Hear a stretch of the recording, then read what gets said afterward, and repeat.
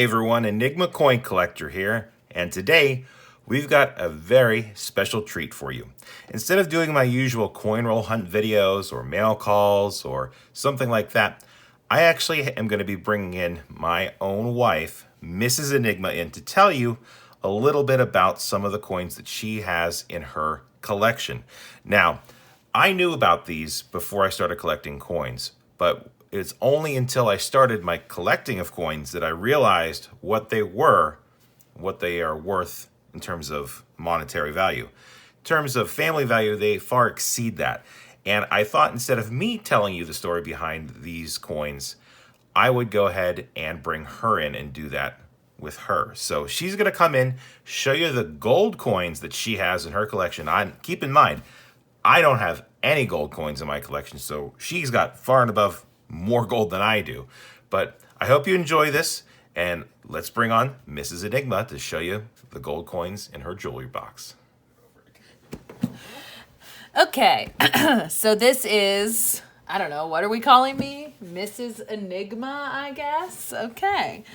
I guess I'm coming on here to share a little family anecdote that is coin related.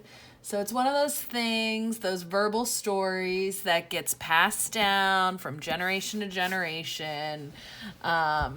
So take that for what you will, but this is the story as I heard it as a little girl.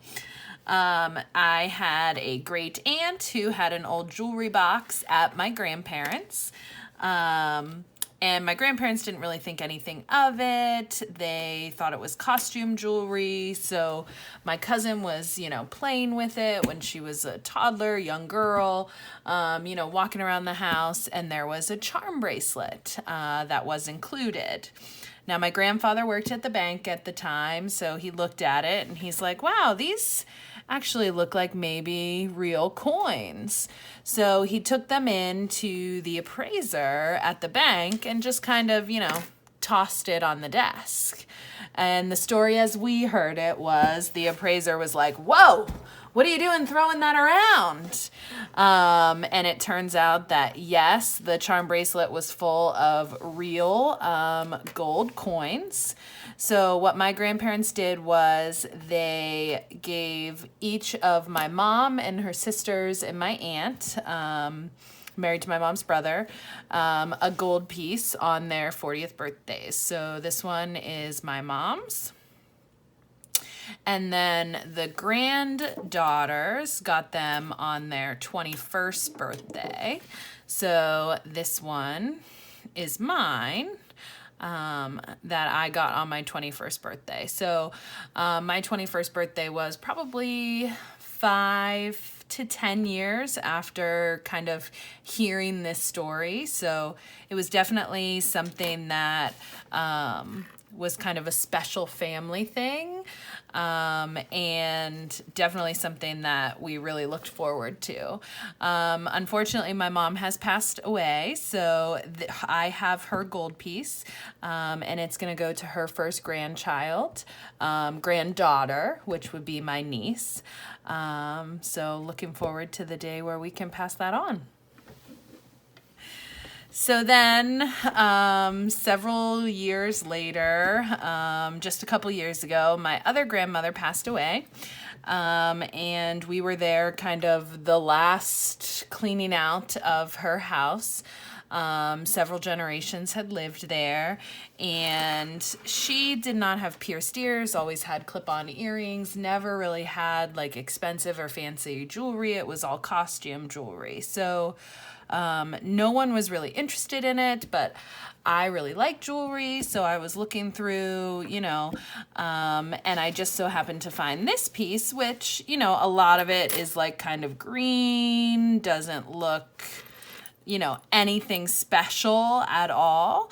But there was a coin in the middle, and knowing that other family story we had about, gold coins on a charm bracelet, I'm like, well, I will take this and just kind of look into it, see if it might be something. And lo and behold, it is something. I'm not into coins as Mrs. Enigma, so I will let my husband figure out what it is. for you. So that was just kind of, knowing the family history on one side of the family and kind of just looking through jewelry boxes. Found something from the other side of the family. And this one is dated 1911. So this will be nice because we have a daughter as well. So this one will go to her. So we'll have one for my niece from my mom's side of the family, and one for my daughter from my dad's side of the family. Well, I hope you guys enjoyed those stories. Thanks, Mrs. Enigma Coin Collector, for coming in and sharing that with everyone. I want to talk a little bit about the coins themselves in terms of their history and their value in terms of monetary means, of course. And we're going to start with the quarter eagles, and I want to show them to you up close so that you can get a better look at them. And here is the 1906 quarter eagle, which is my wife's. You can see that it's in the jewelry holder. It's got the chain and a great strike on the back. Great detail too on this coin as well. I mean, these look very nice. You can see right there it says 2.5D. Very cool stuff. So that is the 1906 quarter eagle. And this one was my mother-in-law's. This is the 1897 quarter eagle. It's got a little bit more, I think maybe more wear, but definitely a little bit more grime. It is older, so to be expected in that regard. But still, really nice detail on the back. And you can see that right there. Now, both of these coins would have been minted and are minted from Philadelphia.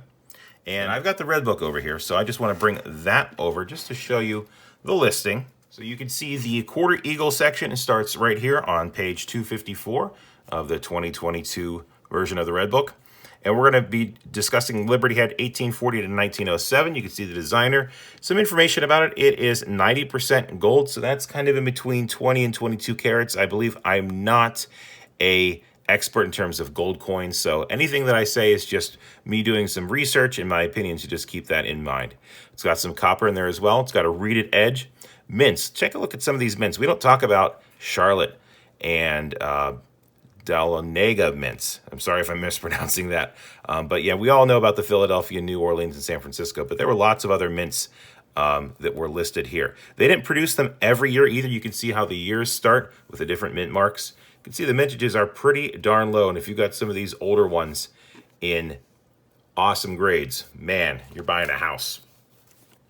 We are going to go all the way to the first one that we have, which is that 1897. 1897, you can see right here, it's going to be a mintage of 29,768. So definitely a lower mintage, but it's not going to be a key date like in 1875 where they minted 400 total. So you can see the mintage varies very much in regards with the year. You can see that the value on these, we're going to start here at a VF20, which these coins are above a VF20.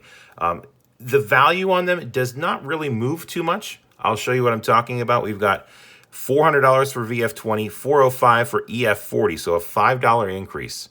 Not much. $5 more for an AU50, $415 for an AU55. It's not until you get to the proofs where they are much more desirable. So this is somewhere between a $4 and $450 coin. Still really, really cool to have. And then pretty much the same story for that 1906. Gotta turn the page because of the date. Oh, I'm gonna go back. Yeah, the next to last date, you can see that they minted a lot more of these, 176,330, but the price is pretty much the same. So both of those coins are gonna be about $400 to $450 red book value. So just that's a little bit of history on the quarter eagle. Like I said, I don't know a ton about gold coins. I don't even have any gold coins in my collection, but I hope to eventually get gold coins. But my wife has these two in her jewelry collection, and they honestly, knowing the history, the family history behind them, that they mean more, way more than $450 a piece. And we're going to keep these in our family for as long as we can. So very cool to see these getting passed down, and I just wanted to show those to you. Now let's talk about the British coin next.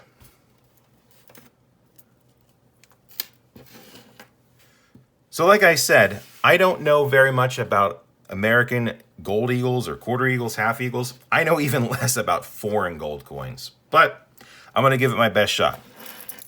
I'll show you the coin up close and personal. You can see this is going to be a 1911 gold sovereign. And this is actually the first year of the gold sovereign. This is a King George V, not the 6th, King George V gold sovereign. And I believe this is the largest coin denomination they had at the time. It is a first year mint. So the first year this coin was produced. And there would be a mint mark right above the date or right at the intersection of the horse's hooves. There is not a mint mark here, which means that this coin was minted in London. Other mints would include the Perth Mint and the Canadian Mint. Now, I did some research, and you can see that I basically did old Google search. And 1911 gold sovereign, King George V, London, the Royal Mint. It weighs 7.98 grams. And it is going to be 22 karat gold. It is the first year that this coin was produced. You can see that King George V's were produced 1911 to 1932. So it does have a little bit more value because it's a first year coin. And you can see the lack of a mint mark denotes the London Mint, so I know that. And value, we're looking at, this is retail price, basically $550, which is really, really cool considering the fact that we stumbled upon this kind of. And I like the idea of getting this put into a necklace for our daughter, and that is probably what we're going to end up doing. We want to keep all these coins in the family. But yeah, just finding a foreign gold coin with the nature that we did is just incredible. It's an awesome story. And part of the reason for making this video was honestly just to put the story into a form that we can always remember so that it can continue to be told, because telling stories, I think, is really important. And the stories behind the coins, I think, a lot of times are worth more than the value behind the coins. So those are the gold coins in my wife's jewelry box. Let's do a quick recap, and we're going to be done with this video. One last thing that I want to leave you with, and that is the consideration of the value of the coins as they have gone through time versus the value of the metal that they were constructed with. In the respective years of the quarter eagles, these were $2.50 worth of value with American currency buying power. In today's money, I'm using approximate numbers here, it's going to be worth about $75. So a little over 30 sometimes value of the coin. Now, back in 1911, the value of gold was around $20 an ounce. But there isn't an ounce of gold in these. There's just under a quarter of an ounce of gold, which means it's closer to $5 in gold in terms of 1911. Fast forward to today, and gold's sitting right around $18.50 an ounce. Divide that by 4, you're looking at just under $500 in gold. So while the value in terms of the currency has increased by about 30 times, the value of the metal inside has increased close to 100 times. So just some food for thought in terms of the way money accumulates value with age in comparison to its denomination versus its content. I want to thank everyone for taking the time to tune in and watch, and I especially want to thank my lovely wife, Mrs. Enigma, for spending some time to go through her jewelry box, share the stories of the family with these 3 coins, and put them into video format for you all to share and see. If you like this video and you want to see more like it, don't forget to click subscribe. If you like this video, leave a thumbs up. If you got something to say, leave it in the comments down below. And remember, it's always a mystery until you crack open those rolls, or in this case, the jewelry box, and find out what you got on the inside. Thanks for watching, everyone. Catch you on the next one. Someday I'll have my own gold coins for my collection, but not today. Besides, remember everyone, happy wife, happy life.